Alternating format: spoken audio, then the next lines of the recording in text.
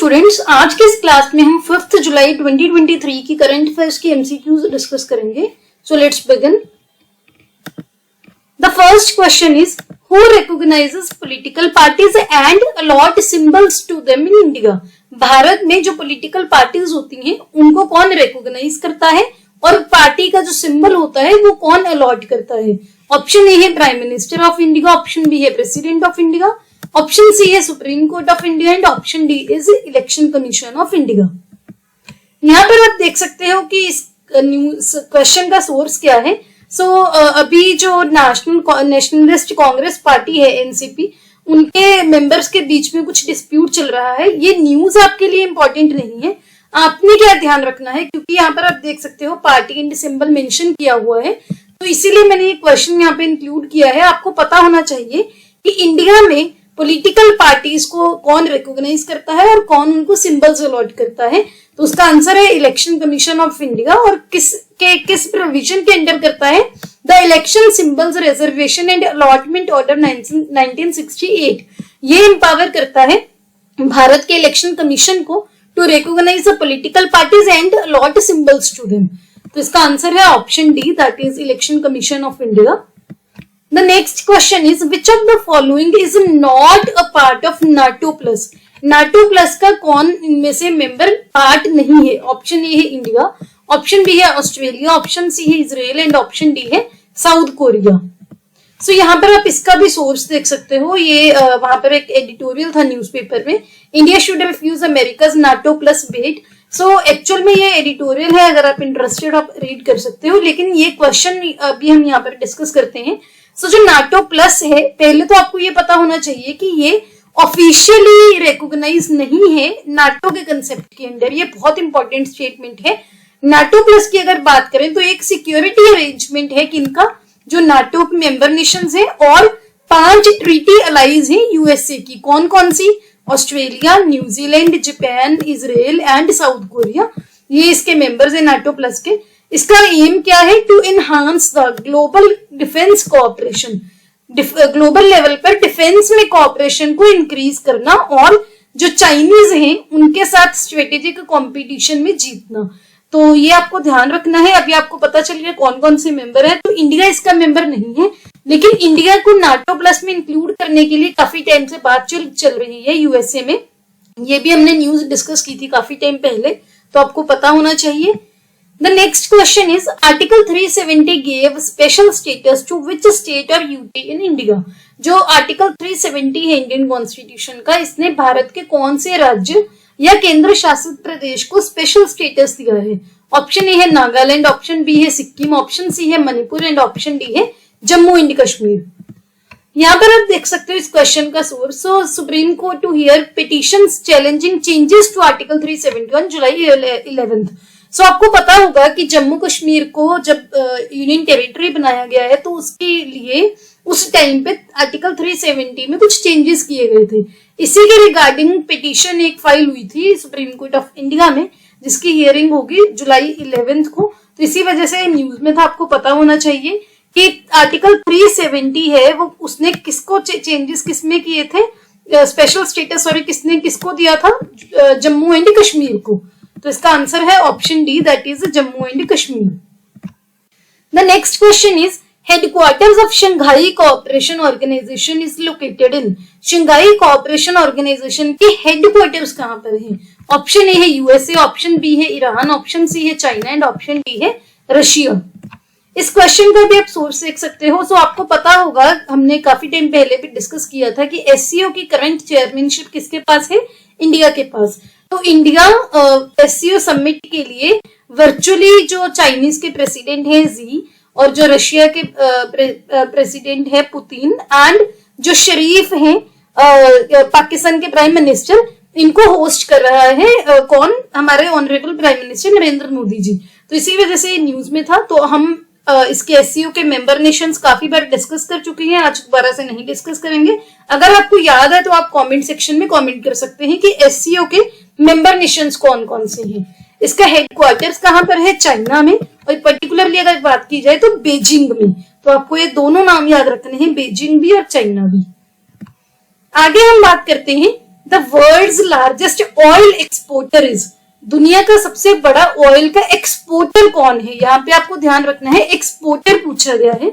Option A है UAE, option B है Russia, option C है Saudi Arabia and option D है Qatar. यहाँ पर आप देख सकते हैं इस क्वेश्चन का भी सोर्स। सो जो वर्ल्ड के बिगेस्ट एक्सपोर्टर्स हैं उन्होंने ऑयल के प्राइसेस बढ़ा दिए गए हैं। कैसे? उन्होंने ऑयल की जो सप्लाई है वो कट कर दी गई है। कौन कौन से है वर्ल्ड के biggest exporters? Saudi Arabia, Russia etcetera. यहाँ पर आपको ये भी ध्यान रखना है कि लार्जेस्ट एक्सपोर्टर कौन है, वो है सऊदी अरेबिया। यहाँ पर लिखा भी होगा, यहाँ पर मेंशन है वर्ल्ड का second largest oil exporter after Saudi Arabia. तो सऊदी अरेबिया लार्जेस्ट एक्सपोर्टर है और सेकंड लार्जेस्ट है रशिया। दोनों के नाम आपको ध्यान रखने हैं, दोनों में कंफ्यूज नहीं होना है। तो इसका आंसर है option C, that is Saudi Arabia. The next question is the phenomenon of price spiral where companies exploit inflation by raising prices excessively, going beyond covering their increased cost and aiming to maximize their profit margins is known as। So सबसे पहले तो question समझते हैं। एक phenomenon होता है price spiral का। Spiral आप बोलते हो कि कोई भी चीज ऐसे स्पाइरल होता है, वैसे ही टर्म है कि प्राइस स्पाइरल का एक फिनोमिनन है जहां पर जो कंपनीज हैं वो क्या करती हैं, बहुत ज्यादा लेवल पर प्रोडक्ट्स के प्राइसेस बढ़ा देती हैं। उनकी जो कॉस्ट इंक्रीज हुई वो तो कवर होता ही होता है, उसको कवर करने के लिए तो प्राइस बढ़ाए ही जाते हैं, लेकिन उससे भी बियॉन्ड जाकर वो प्राइसेस प्रोडक्ट्स के इंक्रीज करता है और एम करता है कि वो अपने प्रॉफिट मार्जिन को बहुत अच्छे लेवल पर ज्यादा से ज्यादा बढ़ा सके। तो उस फिनोमिनन को क्या बोला जाता है? ऑप्शन ए है डिसइंफ्लेशन, ऑप्शन बी है क्रीपिंग इन्फ्लेशन, ऑप्शन सी है डीफ्लेशन एंड ऑप्शन डी है ग्रीडफ्लेशन। यहाँ पर आप इस क्वेश्चन का भी सोर्स देख सकते हो। सो यहाँ पर मेंशन्ड है greedflation and its counter arguments, how consumers ultimately decide prices. तो ये एक एडिटोरियल की तरह डिस्कस किया हुआ था न्यूज़पेपर में। यहाँ पर अभी हम ग्रीडफ्लेशन जो है वो डिस्कस करेंगे। सो ग्रीडफ्लेशन एक सिचुएशन है जहां पर जो कॉर्पोरेट्स हैं उनकी जो ग्रीड है, उनका जो लालच है वो इन्फ्लेशन को ड्राइव करता है। यानी कि जो महंगाई होती है उसका मेन रीजन क्या होता है? कंपनीज का लालच। वेज प्राइस स्पाइरल की rather than wage price spiral. Wage price spiral क्या होता है? जहां पर वेजेस रिलेटेड एक आप बोल सकते हो कि एम्प्लॉइज की जो वेजेस है वो बढ़ाकर इन्फ्लेशन होती है, लेकिन उसके बजाय ये एक प्रॉफिट प्राइस स्पाइरल है। प्रॉफिट के बेस पर प्राइस स्पाइरल होती है जिसकी वजह से इन्फ्लेशन होती है। कंपनीज इन्फ्लेशन को एक्सप्लॉइट करती हैं प्राइसेस को एक्सेसिवली बहुत बड़े लेवल पर बढ़ाकर, going beyond covering their increased cost and they aim to maximise the profit margins. तो इसकी वजह से इन्फ्लेशन और ज्यादा बढ़ती है। तो इसका आंसर है option D, that is greedflation. Next question is global peace index is released by, option A है WHO, ऑप्शन बी है IMF, ऑप्शन सी है world bank and option D है institute for economics and peace यानी कि IEP। यहाँ पर आप देख सकते हैं रिसेंटली 17th एडिशन एक ग्लोबल पीस इंडेक्स का रिलीज हुआ था। किसने किया था? इंटरनेशनल थिंक टैंक है जिसका नाम है institute for economics and peace IEP, जो कि सिडनी में बेस्ड है। सिडनी है ऑस्ट्रेलिया में, जिसके अकॉर्डिंग इंडिया की कितनी रैंकिंग है? 126। इंडिया की जो पोजीशन है वो इम्प्रूव हुई है 9 प्लेसेस। इस लिस्ट में टॉप किसने किया है? आइसलैंड ने, सेकंड नंबर पर है डेनमार्क और फिर है आयरलैंड। GPI है जो वो 163 इंडिपेंडेंट स्टेट्स को और टेरिटरीज को रैंक करता है। उनके वहां पर पीसफुलनेस के लेवल पर उनको रैंकिंग दी जाती है। तो इसका आंसर है option D, that is institute for economics and peace. Next question is national maritime heritage complex will be developed at. So जो नेशनल मैरीटाइम हेरिटेज कॉम्प्लेक्स है वो कहां पर डेवलप किया जाएगा? ऑप्शन ए है लोथल, ऑप्शन बी है अहमदाबाद, ऑप्शन सी है गांधीनगर एंड ऑप्शन डी है सूरत। यहाँ पर आप देख सकते हैं so national maritime heritage complex एक वर्ल्ड क्लास फैसिलिटी है जो गुजरात के लोथल में डेवलप की जा रही है। किसके द्वारा? Ministry of ports, shipping and waterways के द्वारा। ये सागरमाला प्रोग्राम है जो सेंट्रल गवर्नमेंट का, उसके अंडर डेवलप की जा रही है as an international tourist destination, जहां पर इंडिया के मैरीटाइम हेरिटेज को एंशिएंट से लेकर मॉडर्न टाइम तक शोकेस किया जाएगा। और एक एडुटेनमेंट अप्रोच। एडुटेनमेंट अप्रोच होती है एजुकेशनल प्लस एंटरटेनमेंट, उसको यूज किया जा रहा है और इसमें लेटेस्ट टेक्नोलॉजी को यूज किया जा रहा है to spread the awareness about India की मैरीटाइम हेरिटेज। तो इसका आंसर है option A, that is Lothal, और ये कौन सी स्टेट में है? गुजरात में। Next question is Durand cup is related to which sport. जो दुरंद कप है वो कौन सी स्पोर्ट, कौन से खेल के साथ रिलेटेड है? ऑप्शन ए है क्रिकेट, ऑप्शन बी है बैडमिंटन, ऑप्शन सी है फुटबॉल एंड ऑप्शन डी है टेबल टेनिस। सो जो दुरंद कप है वो एशिया का सबसे पुराना एंड वर्ल्ड का थर्ड ओल्डेस्ट फुटबॉल टूर्नामेंट है, जिसमें इंडियन फुटबॉल क्लब है, पूरे देश से अलग अलग इंडिया के फुटबॉल क्लब पार्टिसिपेट करते हैं। ये जो टूर्नामेंट है ये इंडिया में कोलकाता में ऑर्गेनाइज होगा 3 अगस्त से लेकर 3 सितंबर तक।